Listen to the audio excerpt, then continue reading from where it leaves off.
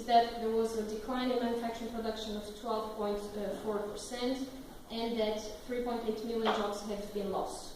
Clearly, this is very much a result of the crisis, but if we take a longer perspective and we see what happened between 2000 and 2012, looking at the world, what we see is that the share of world manufacturing value added in the EU continues to decrease, while we have an impressive increase from emerging countries, from Asia as well as other emerging countries.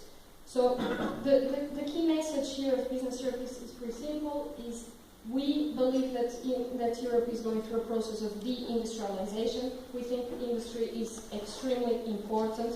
According to our rough conclusions of what we've been observing over the past years, that those economies that have a more solid and a more competitive industry also came through the crisis in a better shape than others. We would like the EU, European Commission, to take very seriously everything that has to do with industry. We would like to see a comprehensive EU industrial policy, but the European Commission remains completely uninterested in this debate. So this is one of the main actions that we are recently doing with President Juncker, trying to convince him of the importance of this issue. And let's see in a few years if I can come back and give you another successful example. We hope so. So I wanted to go quickly through three main points. Is what do we mean by industry today, what difficulties does industry face, and what we want from policy makers. On the first point, here what I wanted to convey is that industry is evolved considerably over the past decades, as well as the context where it was, where industry interacts. We see very clearly that we're moving from an era of quantity, mass production in the undifferentiated way, to a time where companies are more concerned about quality and about customization of the products into their clients. Second point, industrial revolution that we're now seeing caused with the digital world is bringing new ways of interacting with clients. It has completely changed the way companies think about their strategies and change business models. We've seen over the past years a number of the so-called disruptive innovations. We also have disruptive business models such as Uber and Airbnb, and the reason why this brings so much controversial is the fact that there is no legal framework for them to really operate there. They're in the in-between. In addition, we have this whole new world of manufacturing interacting with services. By now, this is the most obvious example. When you go and buy a car, you no longer buy a car. Eventually, you help choosing how your car is going to look like.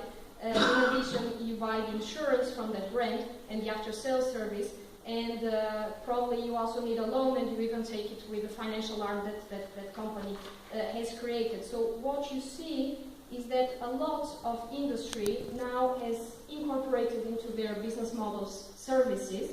In fact, according to some studies, we see that around 15 to 30% now of European manufacturing, the raw material is services. So these are a number of points that we think that need to be taken into consideration when we talk about industry. We're not longer talking about competing on low cost of production. Of course, labor-intensive industry is still very important, but basically what Business Europe wants and what we've been calling for is for the EU institutions to basically help the EU competing with a modern industry that reflects all of these changes and helps really Europe to compete with modern technology and innovation. So, what difficulties does industry face? For what we see of talking to our members and to our big multinationals, members of our advisory group, they truly believe in Europe, they want to stay in Europe, and they want to do their business in Europe. But what they say, of course, of everything that Europe has to offer, being the single market, being very skilled people, innovation and technology, at the same time they face enormous barriers in the single market. We've talked a bit yesterday, I'm sure you talked about the incredible barriers that are still existing in the single single market, we're talking about levels of taxation, we're talking about aversion to risk. I'll show you quickly some charts. Total tax burden in the EU is 50% higher than in the US, 25% higher than in Japan. If you talk about EU labor taxation, it's 40% higher than both EU and Japan. Administrative burdens, very difficult to start a business, very difficult, very costly, a lot of legislation to comply with.